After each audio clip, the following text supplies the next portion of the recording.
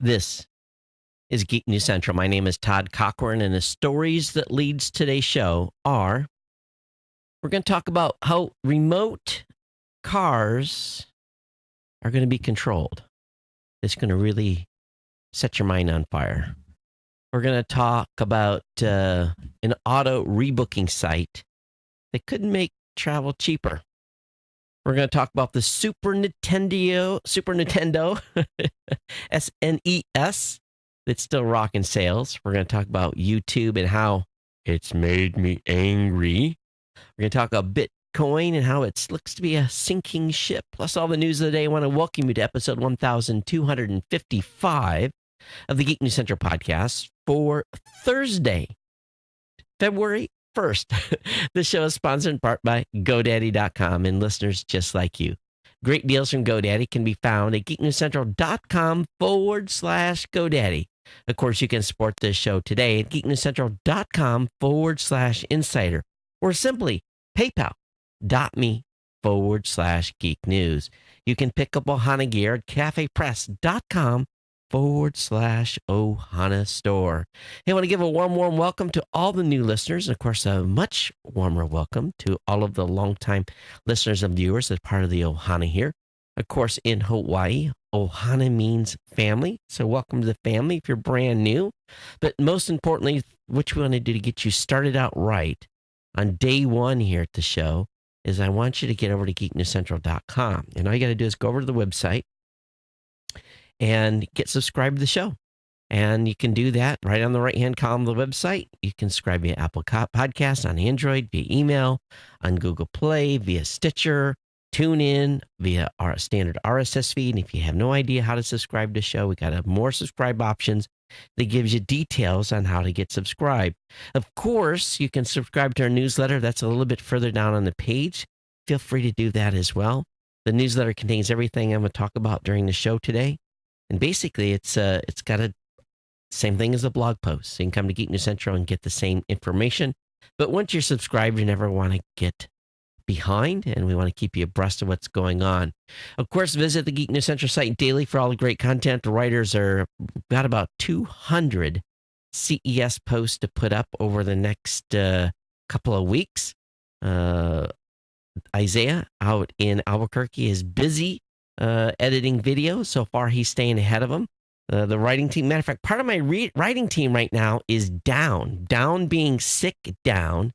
So, right now it's primarily Andrew pushing stuff out. So we'll talk about that here in a few minutes. The flu is causing production delays, but we want our folks to be healthy. Of course, you can always watch this show live at when we start the show, live.geeknewscentral.com. And if you've never been over on that page, really, it's just basically got the live stream and a chat room there where you can hang out and chat with us. Of course, we're available on Facebook Live as well, so don't worry about that. Hey, if you have comments on today's show, geeknews@gmail.com is the place to go, geeknews@gmail.com. And of course, you can follow me on Twitter @geeknews. Twitter is @geeknews. You can join our Slack channel by sending me an email. Let me know that you want to be part of our Slack channel. You can follow me on Google Plus or on Facebook. You can watch this show on the Roku via the Tech Podcast channel or on the Apple TV. You can listen on the Amazon Echo by using the keyword and say, play the podcast Geek News Central. You can listen on Stitcher, watch or play the show watch or listen on Blueberry.com. You can tell your Google device, okay, keyword to play the podcast Geek News Central. And if you have a Microsoft device, say, hey, keyword to play the Geek News Central. And you're going to basically, it's powered by TuneIn on the Microsoft device. Partner shows include No Better Than Average with Jacob and Jeff, The Gadget Professor, Mr. Don Bain, the Pro Gear Site with the GNC team, Podcast Legends with yours truly, and of course, the New Media Show with my co-host, Mr. Rob Greenlee. This show is sponsored in part by our insiders and also our good friends over at GoDaddy.com at geeknewscentral.com/GoDaddy. This is a way you can save tons of money by visiting my website, visiting the page, and grab a deal. We've got 30% off new product purchases. You can get a .com for 99 cents. You can get a $1 a month economy hosting account with a free domain for the first 12 months. You can get a $1 a month managed WordPress hosting for the first year with a free domain. Of course, you get a 1 month free trial of GoDaddy website builder. Your choice of personal, business, or business plus plans. I was just looking at the interface I have access to.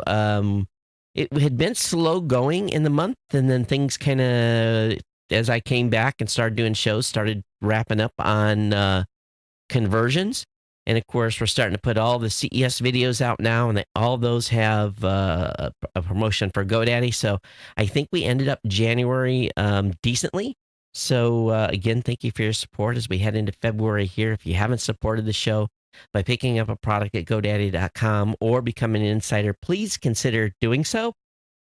It really helps us do what we do here, and it basically keeps the lights on, family fed, car insurance paid, which, mine went up.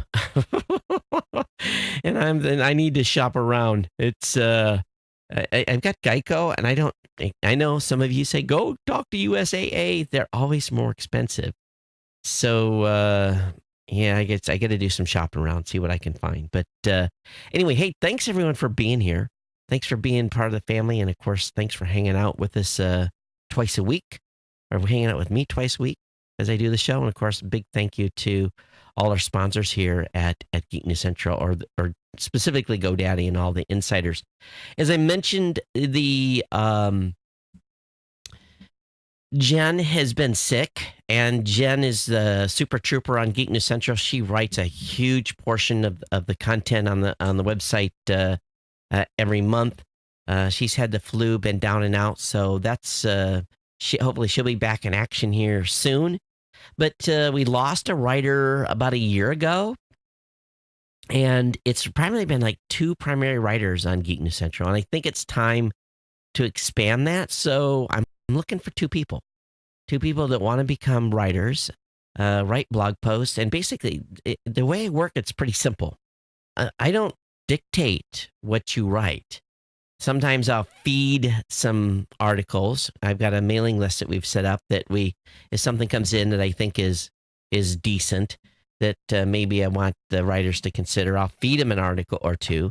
But for the most part, I let the team write what they want to write, so long as it's not self-promotion and that kind of stuff. But most of our writers end up on all of the distribution lists, end up with gadgets, and end up with review items. We've got invited to events, the whole 9 yards. So just getting your name on the banner or on the actual about page, and being an editor and being a writer over here is a pretty big deal.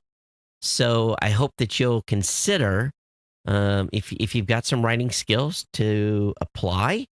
And all you can do is drop me an email, say I'm interested in writing for you. And if you have some articles that you've written before, that isn't a prerequisite, but if you have some articles that you've written before, include those in the link.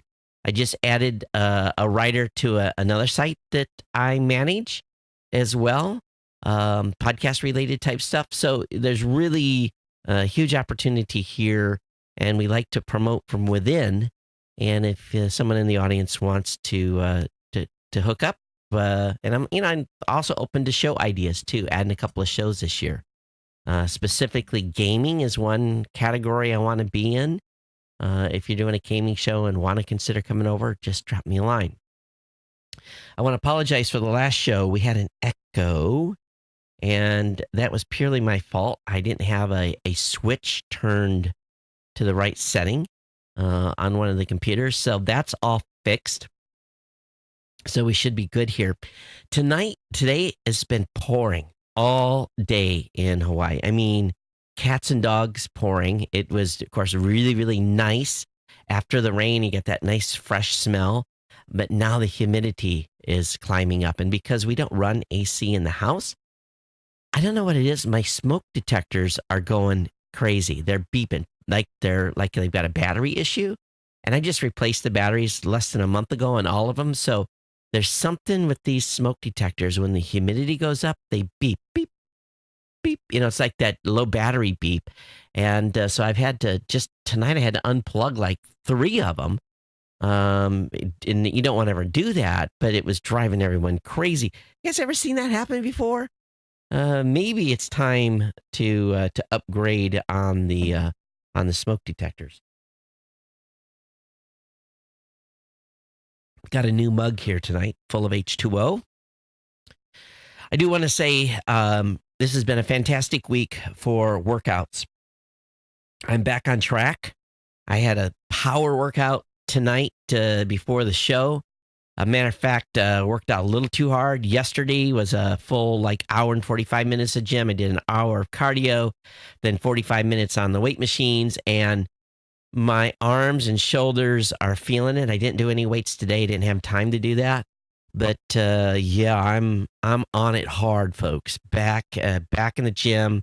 Going to try to do 5 to 6 days a week, and see if I can get to that goal of 175. So had put on a little bit of weight while I was in Vegas and wasn't really being super careful on what I was eating. So back on track. So those of you that have been following me and actually losing weight with me, let you know that it's okay to fall off the wagon as long as you get back going here.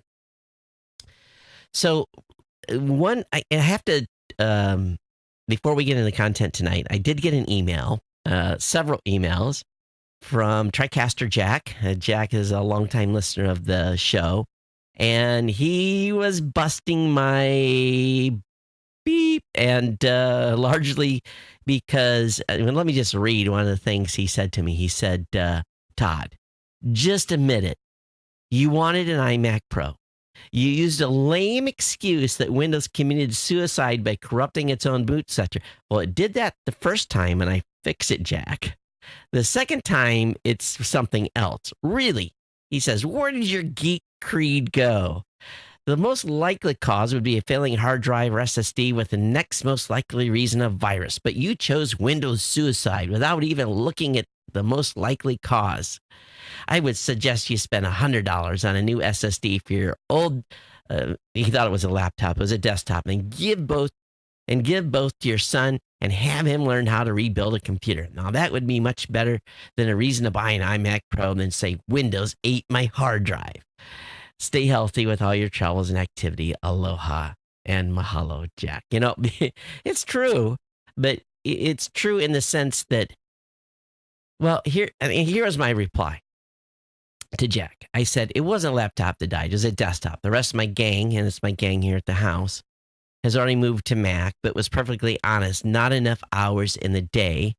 We've had record sales growth the last couple of months over at Raw Voice, and I've been crushed. I told you guys in the last show, it's been this morning, it was 4:00 in the morning, wake up call. Last night I crawled into bed at 11. We've just been busy. And as before, there's not enough of me to go around currently. And plus, no excuses, but I've lost a couple of hours a day going to the gym. I used to sacrifice my health and just work. So at least I'm getting up and going to the gym and moving. But and really, from a business standpoint, I've got team members that are on Windows, team members that are on Macs. So really, we really don't dictate what the team uses. They can use whatever they're comfortable with. The devs primarily are all on Windows machines, and then the rest of the team are on Macs. So for me, and what made my decision point a move finally is that of all the machines I've had probably in the last 5 years, I've had the least number of trouble with Macs than I have on Windows machines. Now, the Windows machines did not give me much of a hassle, but, and I'm sure I'm going to be 2 months from now, I'm going to be complaining about something the Mac did. But for me, it was really kind of, and again, it was all about keeping my production level up. I didn't have time to geek out on on the desktop and rebuild it and mess with it and reset. Yeah, it was an expensive day, but um, I don't have any hours, and no, that's the plain truth of this at this point. And trying to find a little time for family and everything else that goes around here. But thanks, Jack, for busting busting my, beep. But it's okay. It is what it is, and but yeah, I did not. I'll be honest with you. I did not go in the store with the intention to get the iMac Pro. I had planned on going in and just getting an iMac. And really, what did it to me was they didn't have in the store the model that I would have ordered. The model I would have ordered would have been about $29.95. It would have been the top end iMac, and they had the next or a much lower level one. I was worried about total RAM. Again, I kind of talked about this, and I had a little peer pressure, maybe. I don't know, but long story short, it's here. It is what it is. Got more firepower than I will ever need on a desktop. But I will say, from a flow standpoint, you guys haven't seen it completely yet on the show, but much better workflow. Things are going to work out here a lot better. It's just the way it is. Okay. Also, I put a shout out on Facebook a couple of days ago, and I said I was at 7994, something like that, Twitter followers. I went over 8,000, and thank all of you that followed me the last week or so, or last 2 or 3 days. But I will say this: I think the person that was the 8,000 follower was Ron, and my buddy Ron. Ron, if you are listening to the show, my friend, I think you were number 8,000. I keep counting back, and it looks like you were the one that pushed me over. So Ron out in the East Coast, Ron C. I don't want to say your name, but thanks for pushing me over. And I'm all over by a little bit now. This could fluctuate. 8,004 followers on Twitter. If you're not following me on Twitter, please do so. Geek News is the Twitter account, twitter.com/Geek News. Okay. I saw something today. I saw an article on Wired that kind of made me go, And what it is, and I want you all to think about this a little bit. We've talked about autonomous cars, right? So autonomous cars are, at some point we're going to get in them. We're going to say, take us to wherever. And the car's going to get us to where we need to go, to our destination. And with probably very little intervention on our part. 10 years, it's going to be pretty standard, right? But I've kept saying here for a while that the biggest industry that is going to be impacted the most is the truck driving business. And my thought process this whole time has been is that you'll have this truck with a driver that's going to be rolled out onto a highway, into a staging area. The driver's going to get out of the truck, and the truck's going to take off. And then, 1,000 miles later, when the truck has got to its final destination through the interstate system in the United States, it's going to stop, and there's going to be someone else that's going to get in that truck and drive it the last 20 miles to its destination. And that's been my brain set on how this is going to work. But Phantom Auto is working on technology where they're going to establish call centers where a few humans will watch over a fleet of someone else's robocars. If one gets in trouble, a human can use a steering wheel and a pedal combo to whatever needs doing. So here's the story, and I'm going to read just a little bit from this. He says, usually we don't do this during rush hour, says Ben Schuckman. He's driving a Lincoln MKZ sedan, trying to exit a gas station driveway and go across 4 lanes of traffic so he can make a left at the light about 20 yards ahead. It's 5 p.m. in Palo Alto, and Silicon Valley commuters are crawling home, leaving few gaps between the cars. Finally, the car in the closest lane stops, leaving him a space. The car in the next lane over does as well, and he slides in and makes the left. And then he turns the vehicle over to itself to continue driving.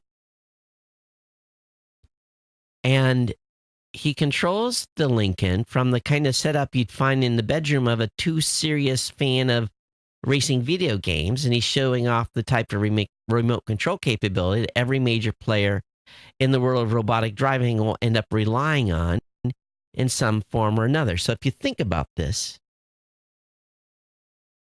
you have a semi-truck driver hanging out in a nice air-conditioned room, and all of a sudden his screen lights up. He's in a truck.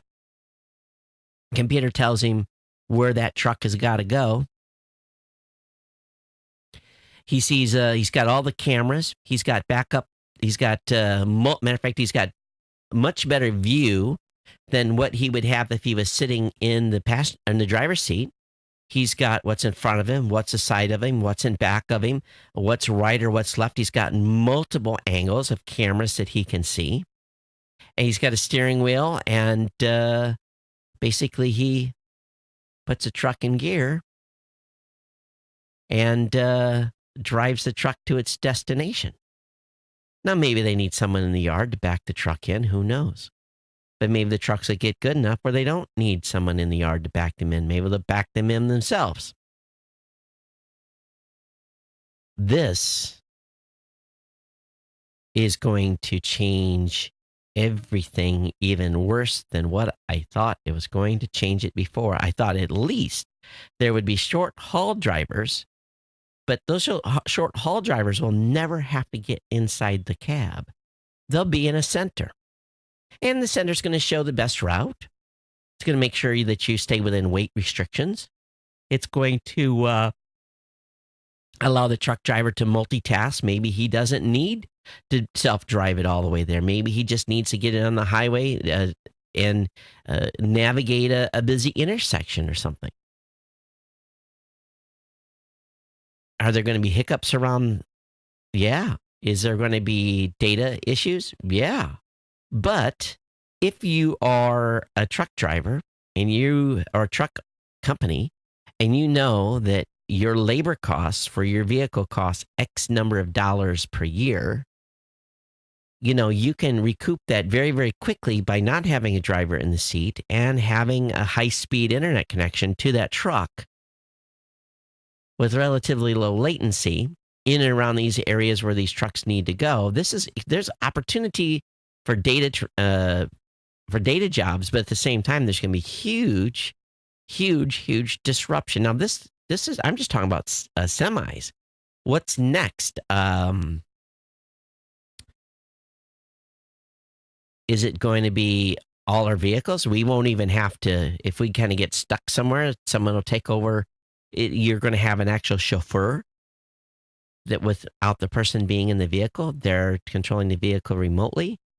Now, there's a question of lag and all that, right? So he has to be almost real time. So there's going to have to be solutions put in place to make this data happen. Because you can't afford to have a 3 or 4 second lag, right? That spells disaster. Because the light turns green and the vehicle that's in front of you is a robot car, and it sets there 3 seconds before it moves. So this lag issue will have to be solved. So I could see these data centers being really within wired distance or RF radio range, and they could be all over the country. So maybe there'll be a whole industry of just drivers. Professional drivers, because most of the day cars are sitting still, right? People drive to work. Not to say that car couldn't go off and do something else, earn you money during the day. Who knows, right? So I think these remote controlled cars coupled with artificial intelligence and self-driving vehicle is going to be a game changer. And quite frankly, I can't wait.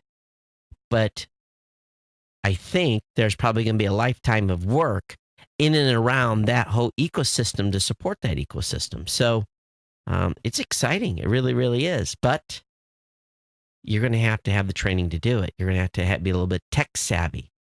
So very, very cool. All right, next, moving on here. There's a site that will automatically rebook your hotel if the price drops. So, I've had to make reservations for Florida. I use points, so it's not where the price is going to change. I'm locked in, and I've got my rooms. I use award points, but oftentimes I'll book a hotel, and I'll come back a few days later, and the price will be cheaper, and it always irritates me.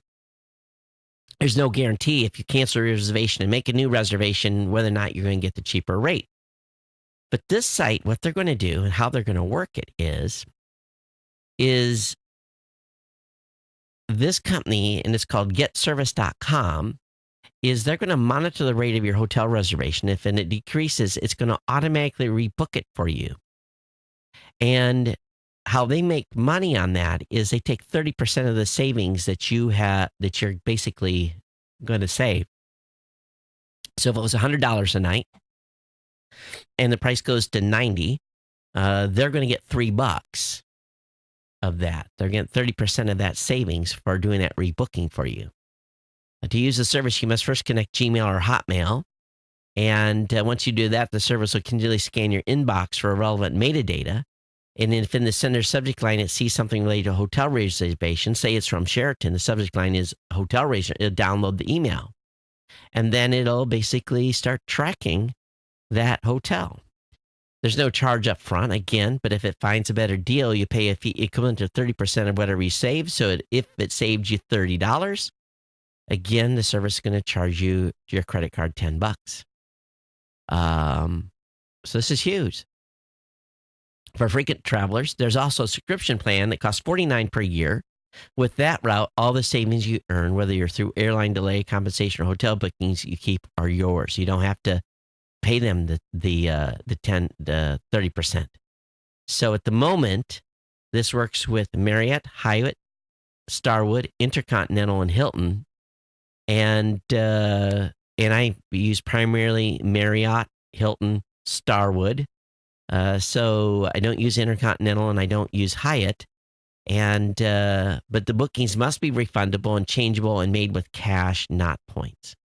And the company says it plans to add online travel agencies like Expedia, Travelocity, Hotels.com, Trivago, and Priceline in the coming weeks. So this is pretty good. Now, hotels rates fluctuate all the time.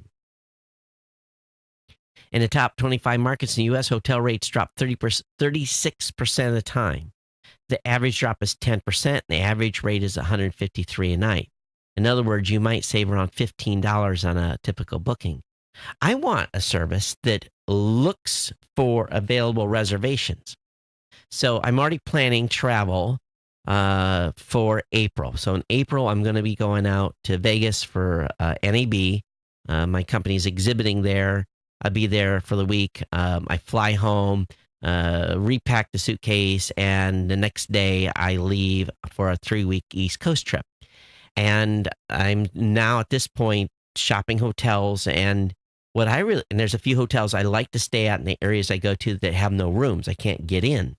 So my challenge really is I want to be able to have a service that watches for a reservation opening up at that hotel and then books it as soon as someone cancels a reservation, instead of me logging in every day and looking. That's what I really want. That's what I'll pay for. SNES Classic sales continue to climb, now surpass 4 million units. So you might actually get one of these at some point.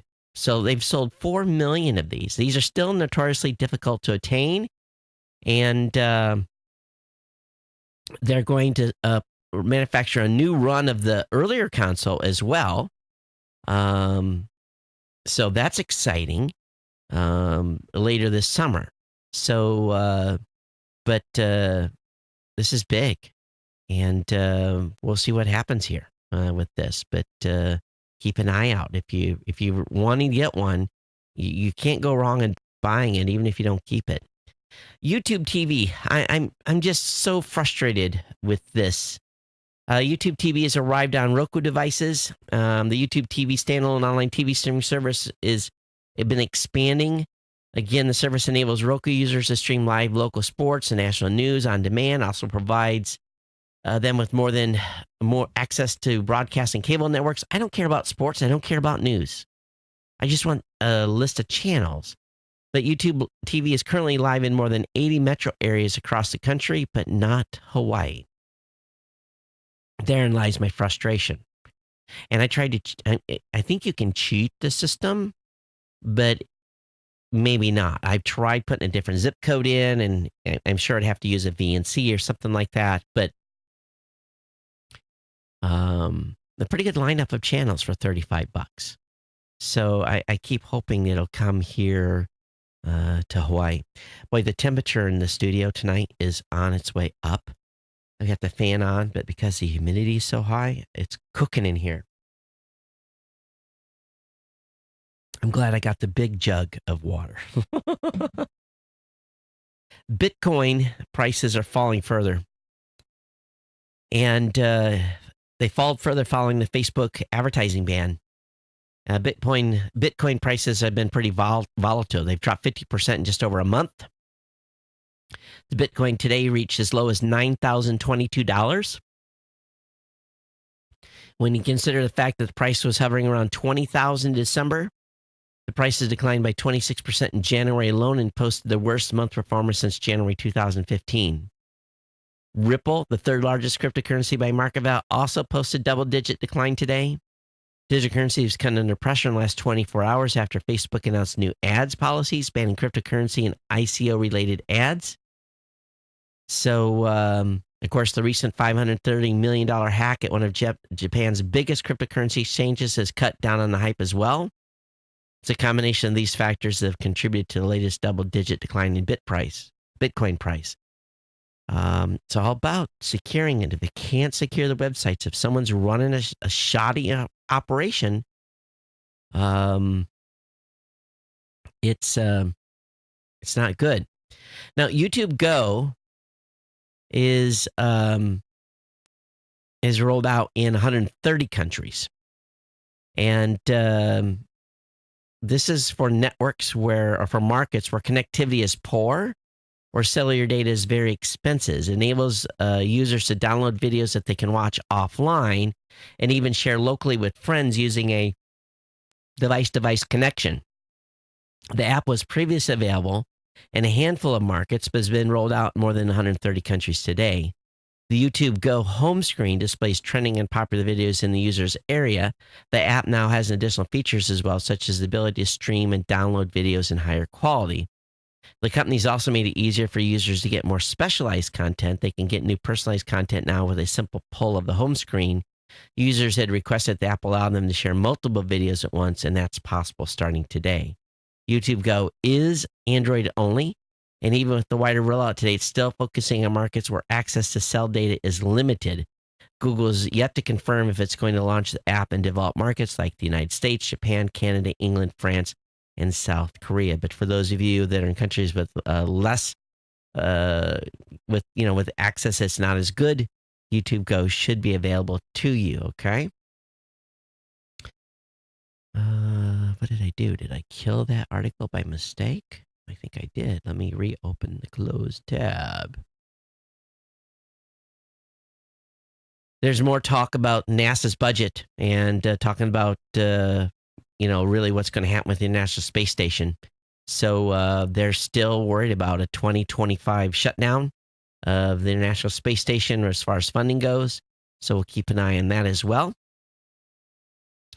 So did you know that it is possible to use the web without a web browser? And most people would say, why would you do that? It sounds a bit crazy, doesn't it? Why on earth would anyone want to access the web without a browser? Well, securing privacy. Your browser may not work. Your browser may be blocked. You may have a slow connection. You may have an old PC with a incompatible browser. But you can download files without a browser. And, you're not still going to be able to go to websites per se, but you can use applications like FTP. You can use stuff that's called wget, and it allows you to download files and web pages, and you can view them locally. There's something called PowerShell, can be used to download files as well. Of course, BitTorrent gets you access to media, of course. Curl can be used to download files from a website. So these are a few options for you. And again, there's ability to get RSS feeds and news groups and email. There's a lot of stuff that's on the web that most people have forgot about. The news groups, remember news groups? Yeah, some of you don't use email either. But I think this article was more of a reminder out there to remind you that the web is much more, the internet is much, much more than just going to Facebook, okay? So when is it time to get a student a laptop? When is the best time to buy a laptop for a student, including smartphones and tablets?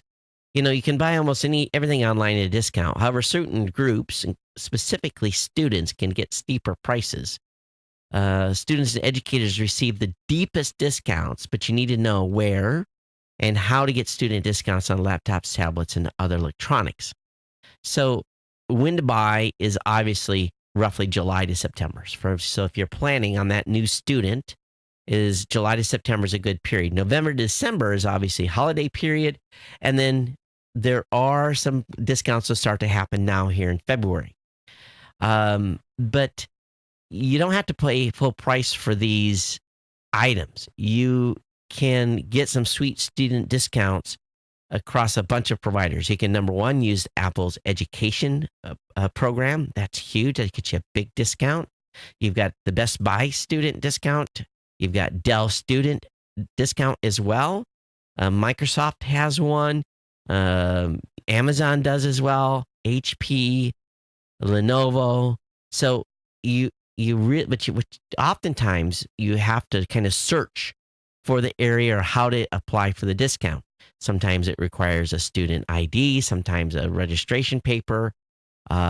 So there's a resource I've got here for you tonight that is going to send you to those sites and basically get you into the areas where you can get those discounted tablets, laptops, and smartphones for your forthcoming college student or even high school student, something to that effect. All right. Hey, one thing I want to show you guys tonight, see if I can, I posted on Facebook if you saw it. So yesterday, in comes the delivery that I've been waiting on. And actually, it came in a small little bag. It's about, for those of you listening, it's about 3.5 by 6 or 7 inches. But they had a bigger bag that came with this that also has the all the chargers and everything else. But anyway, what I did is I bought the new Mavic drone. And this thing is absolutely incredibly small. I'm just blown away by how small this thing really is and how tiny. It's a jigsaw puzzle to open it up. And it's absolutely incredibly small. And many of you probably have seen some of the videos for it already on YouTube. But this thing will literally, when it's folded back up, it will fit in a cargo short pocket. Easy, easy, easy, easy. It's incredibly small. I haven't got to fly it yet, do it this weekend. But it just amazes me what DJI has been able to come up with here as far as the size of the drones. And, I was talking with my son and about the drones, and I've got a Phantom 3 here that is, really long in the tooth. But it's got a lot of batteries and not, probably less than 500 flight hours on it. And I'm like, Let's sell it. We don't need that. We haven't flown that Phantom 3 in a while. Let's sell it. So we're going to put it up on eBay and, start getting rid of some drones. But this new Mavic Air is just simply incredibly small. And I'll be talking about it after I fly it. But that leads to a story that Louisville wants drones that zip to gunshot sites. The city is seeking FAA approval for a program that would dispatch camera-equipped drones to wherever there's gunfire. They've got one of those gunfire detection systems. So Louisville could become the first city in the United States to send automated drones equipped with cameras to a gunshot site, giving officers a live assessment of what's going on at the scene. The city has submitted an application with the FAA, and which allows state and tribal governments to apply for zones where drone operations could go beyond recreational. And the program was established as part of a directive issued by the president in October, which relaxed some of the rules governing commercial drone use. So again, another marketplace. There was going to be jobs, and more jobs for a lot of people for a long time. So the drone market's hot right now. Get in there and make it happen. Dashboard cameras. I thought about launching a new website. And matter of fact, I shouldn't even announce the name of it because someone's going to go out and register the domain. But at least once on a daily basis, I get a little video of some driver that is doing incredibly stupid things in and around my vehicle. And, dashboard cameras are great to protect yourself with video evidence from all sorts of trouble while driving. Everything from fender benders to insurance fraud. One that is getting some good reviews is called the Owl car camera. The unit features dual cameras, one 1440 cam pointed forward out of the windshield and a second 7020 aimed into the cabin. That interior camera lives beside a 2.4-inch screen that displays a duplex view of the two cameras. Like any good dash cam, the Owl features an accelerometer that can detect bumps and triggers an automatic recording of 20 to 30 seconds. And like most dash cams, Owl mounts to the windshield. However, Owl features a unique beam and suction cup mount that it fixes firmly in just 5 minutes. The unit ships with multiple beam lengths for different size car windshields. And also, it's designed with a 4G LTE data connection and a built-in SIM, and a subscription that allows its video clips to be uploaded to the web for editing. Viewing insurance service includes the ability to upload 60 clips or 60 minutes of live monitoring each month. Now, that's pretty cool. The 4G LTE services isn't just a nice bonus, it seems like a requirement for operation of the Owl since there's no way to get clips off the unit without the cloud service. So the onboard storage has a 24-hour video cache, but no SD card slot or USB connection, which is, in my opinion, a downside on this. So the pricing for it is $349. It's not cheap. And the online service is $10 per month. So, if you've got an expensive car and you want it filmed all the time, this is a consideration for you out there, okay? Okay, Uber, Lyft, and others pledge to improve urban transportation. They've committed to work towards equity, renewable energy, and shared fleets. Among the signatories were Lyft, Limebike, Uber, Zipcar, Ofo, Mobike, and Ola. And to address concerns of over a dozen companies, they've committed to 10 shared mobility principles for livable cities. I haven't read this particular piece of what they've actually agreed to, but the future of mobility in cities is multimodal. That's a word they're using. When vehicles are used, they should be the right size, shapes. Basically, you don't need a big truck to take you across town. So basically, they're trying to come up with ways to improve transportation and also reduce traffic, which would be very, very welcome here. Tesla's going to sell renewable energy products at Home Depot. So in a bid to expand its renewable energy products to a wider audience, Tesla has confirmed it's going to set up mini stores in Home Depot locations across the country, setting up mini stores across 800 of Home Depot stores in the United States would enable the company to test the mainstream appeal of its solar panels and its power wall battery. So I'm interested in the battery. Since we are fighting the cold and flu, there's a good article about different products that are on the market today and may catch you up. I'll have that link up in the show notes. Kirk found that one. Also, some very, very cool pictures from CNET talking about some computer mods. Some people have really went out and built some incredible, incredible computers. And I don't know what real usable use they are, but anyway, I'll have the link up in the show notes for some of these images.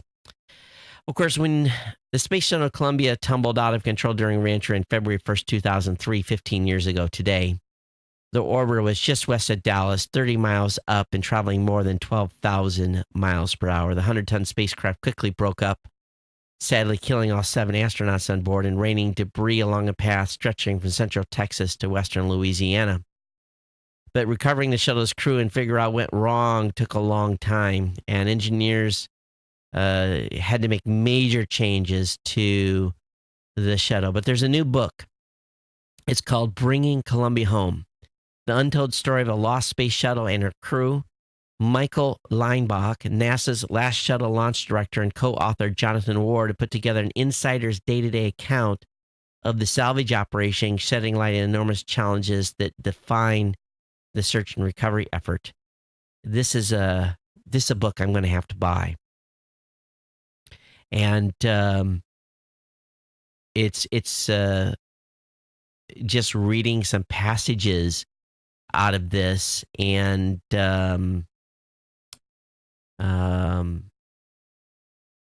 he talks about the crew and what the crew went through, and but anyway, it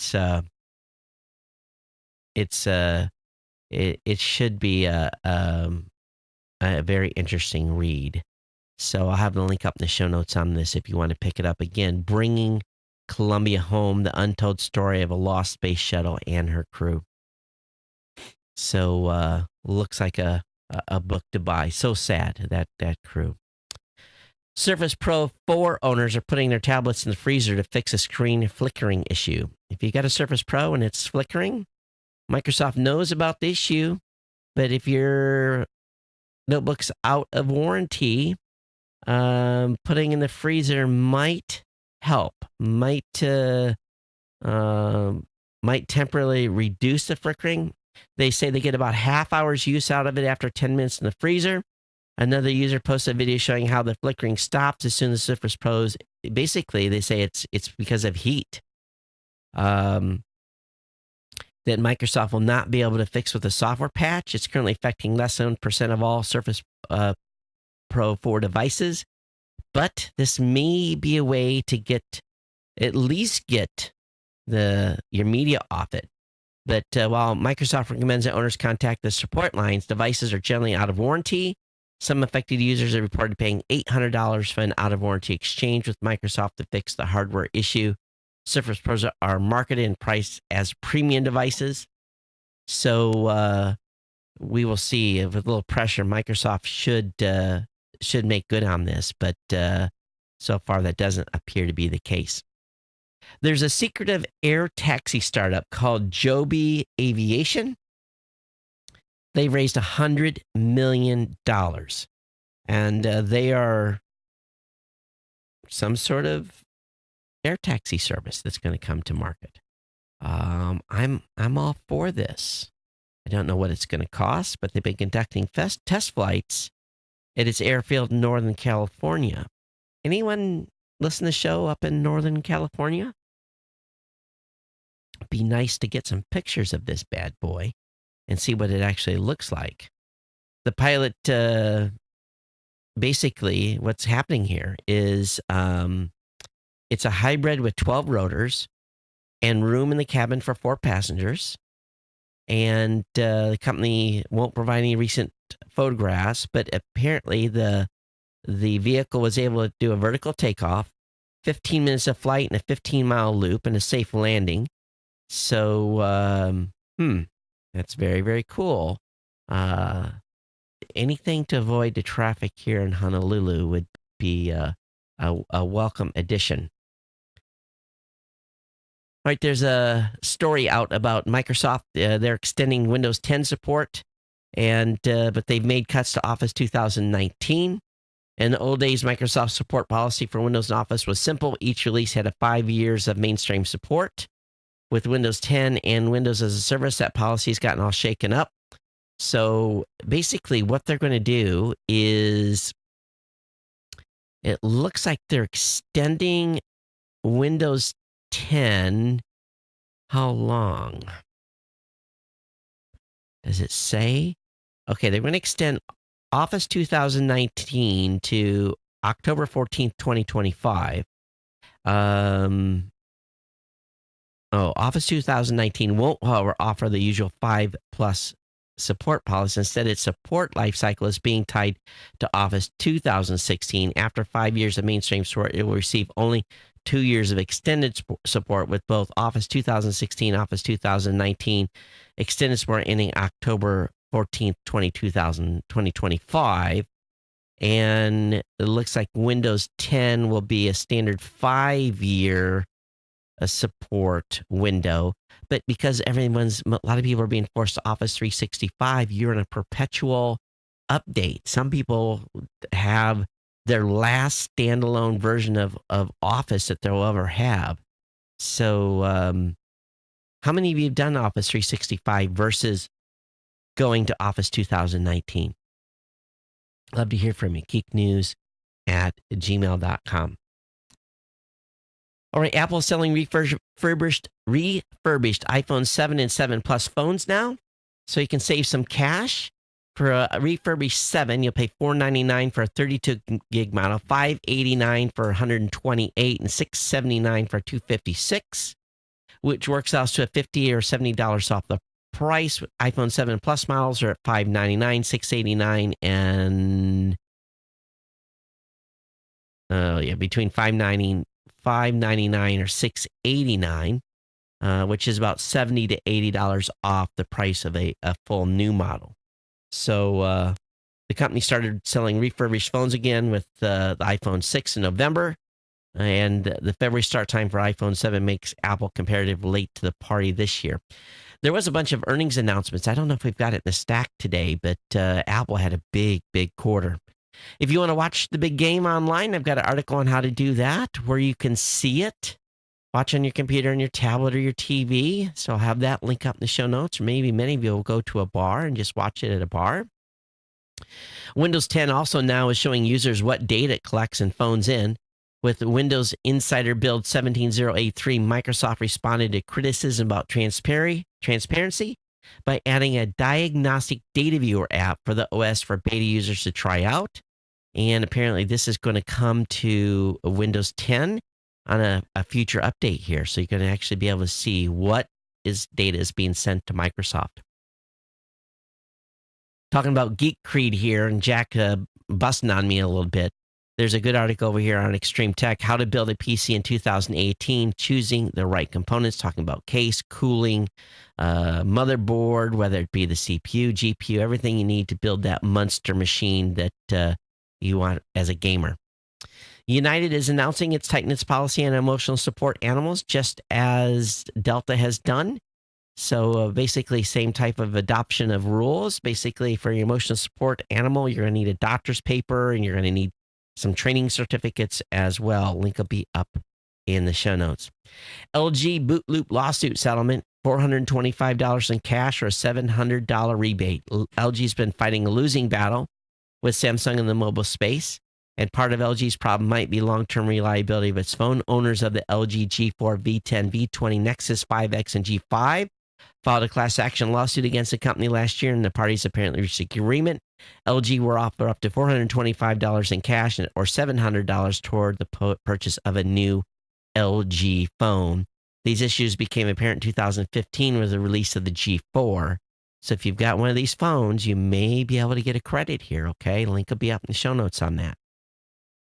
San Francisco, They're seeking universal fiber broadband with net neutrality and privacy.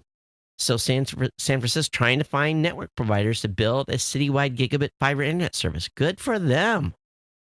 Good for them. Another city-based system. This is big, folks. This is a way to go around the incumbents. And this is very, very important here. And the city issued a request for qualification to find companies that are qualified to design, build, finance, and operate and maintain a ubiquitous broadband FTT fiber to the premises network that permits retail service providers to lease capacity on the network. The project would also involve a free Wi-Fi service for city parks, city buildings, major thoroughfares, and visitor areas. Low-income residents would qualify for subsidies that make home internet service more affordable.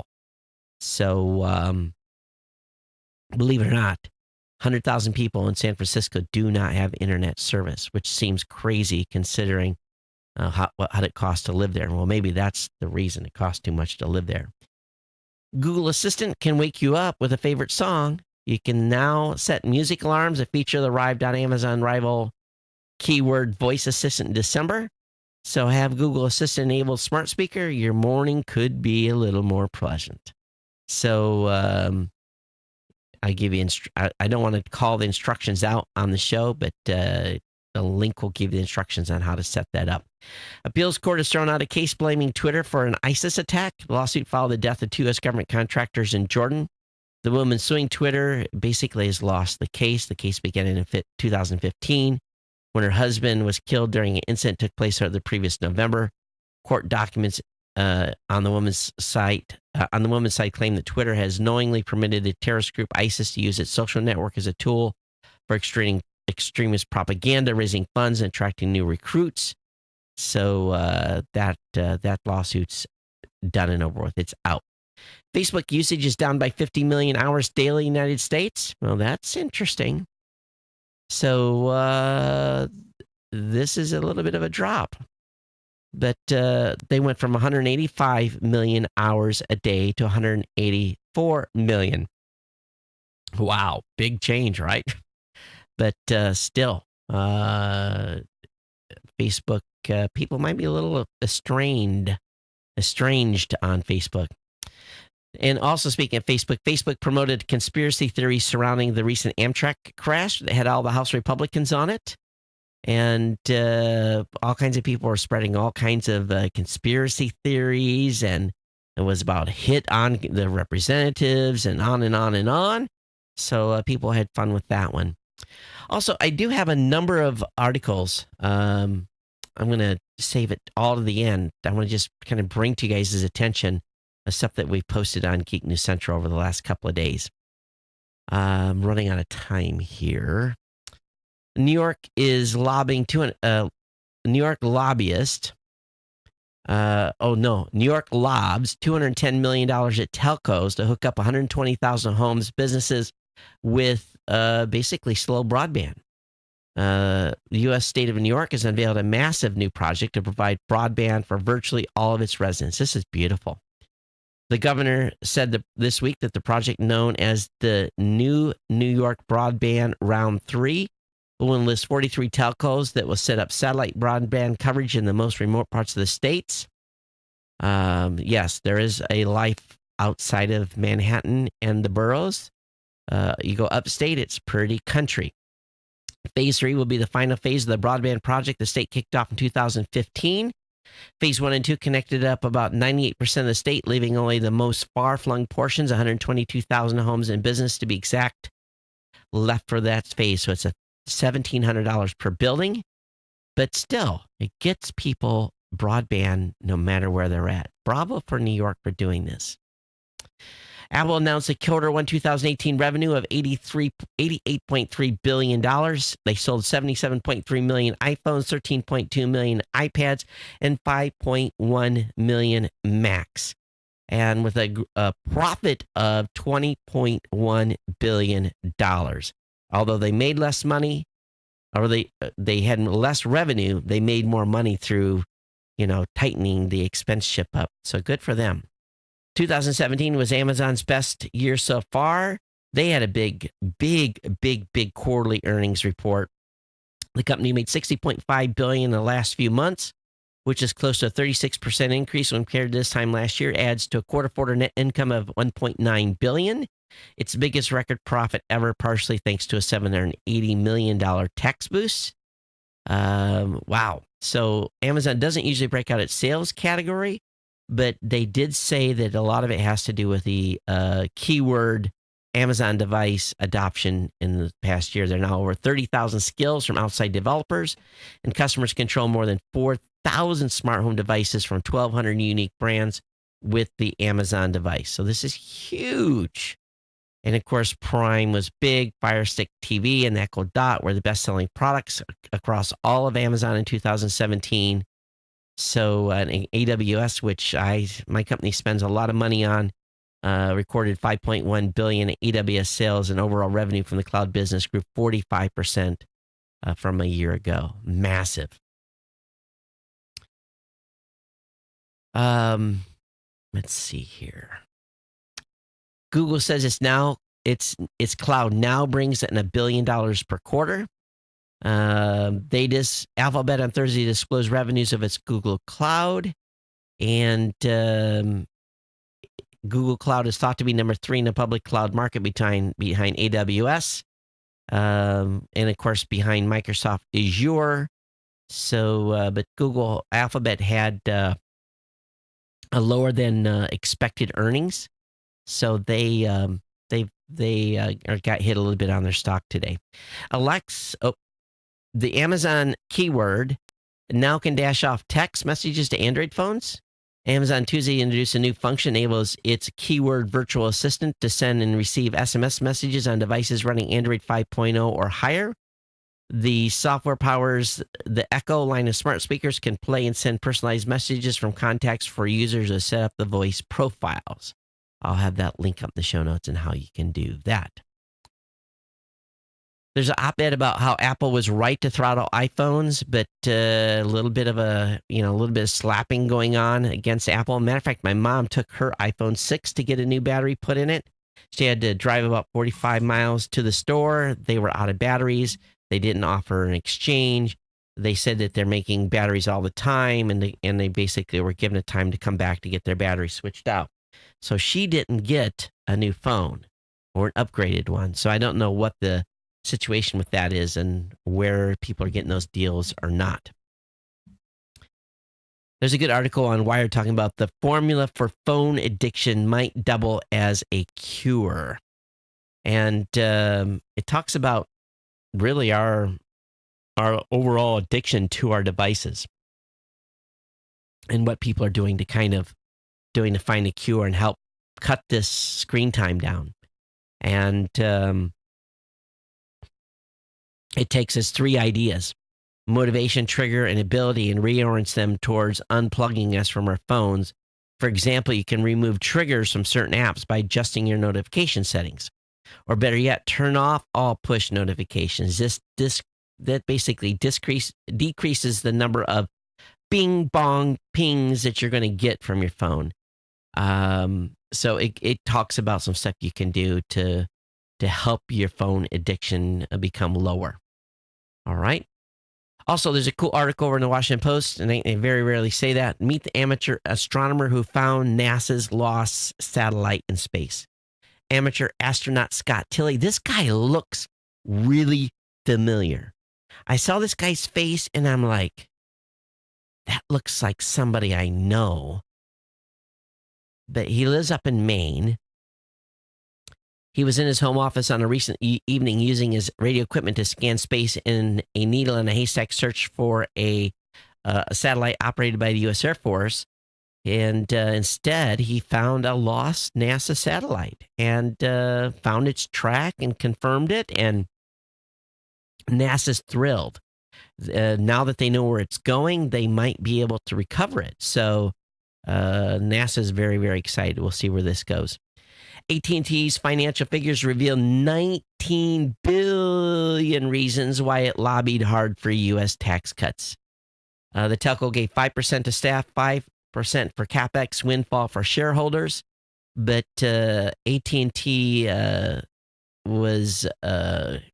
a $19 billion tax reward from the tax cuts. So don't tell me tax cuts don't make a difference.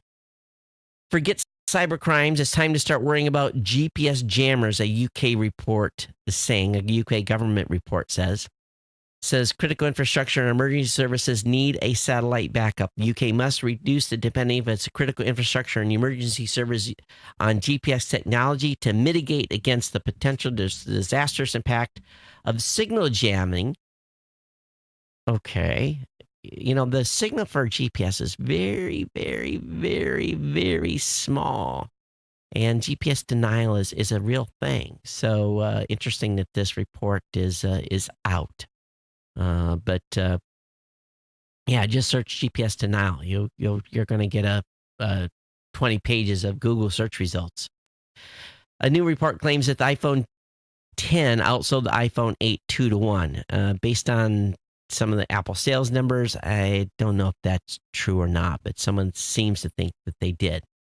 eBay is going to eventually replace PayPal as its main payment processor, and they've been pretty much synonymous with each other on the longest time. But it seems that partnership will be coming to an end. But according to an announcement by eBay, eBay has announced that they've signed an agreement with Adyen, Adyen, a payment processor from Amsterdam. We're moving forward. Adyen is expected to be the platform's main payment processor. Well, that sucks. eBay is just much easier to use with PayPal. Google's cracking down on ads featuring cryptocurrency, so it's not just Facebook, it's Google as well. So this is big. Google also said it's going to be cracking down on similar ads. In Google's case, it seems that they aren't going to the extremes of banning ads, but they are going to monitor them. So the Bitcoin stuff can't allow Bitcoin to succeed. Oh, no. Nintendo's confirming Mario movie, co-produced by Shigeru Miyamoto. And so anyway, we're going to have a new movie. And it looks like the rumors are true. All right, for the final couple of articles here tonight, I just want to make you aware of some of the interviews I've done at CES that are available.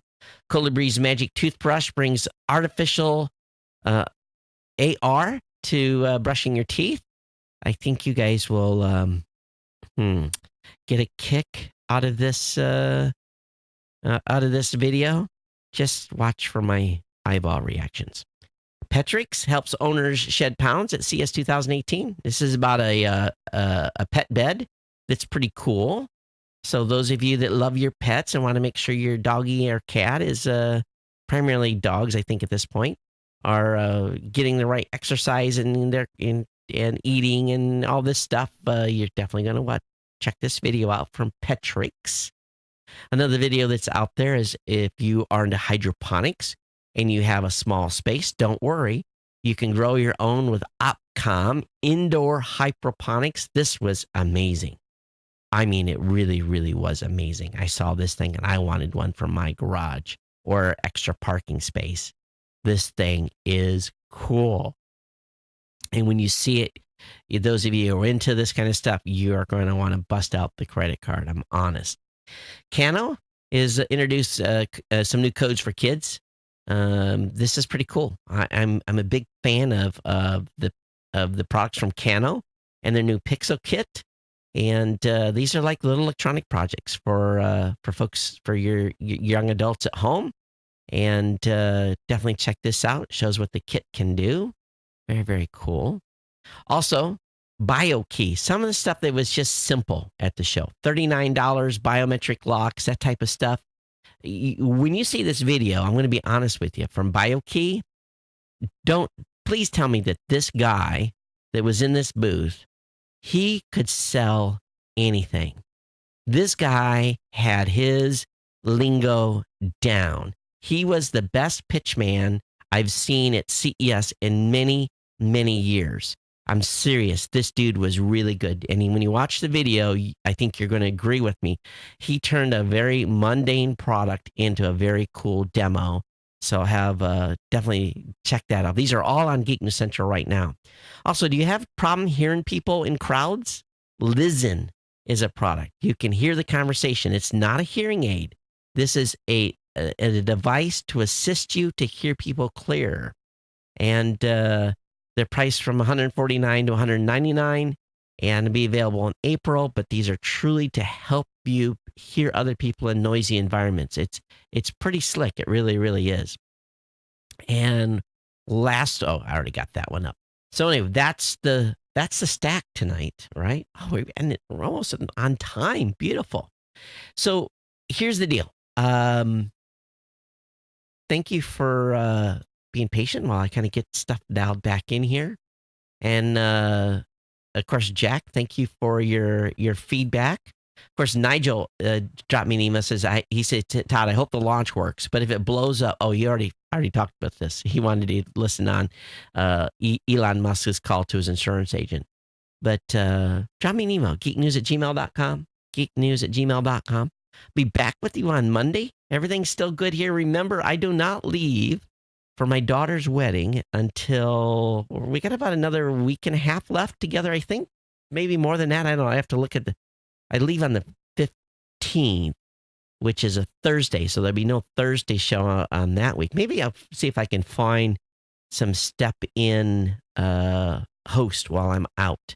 So I'm going to be out for at least 1, 2, 3. Yeah, for at least 3 shows. So let's see if we can get a guest host to come in. If you want a guest host in your podcaster, let me know. All right, folks, thanks for being here. Todd Cochran, Geek News Central, geeknews@gmail.com. Stay subscribed to the show. Tell your friends and family members about it. Support our sponsors. It's been my pleasure bringing the show today. Everyone take care. We'll see you next time. Aloha.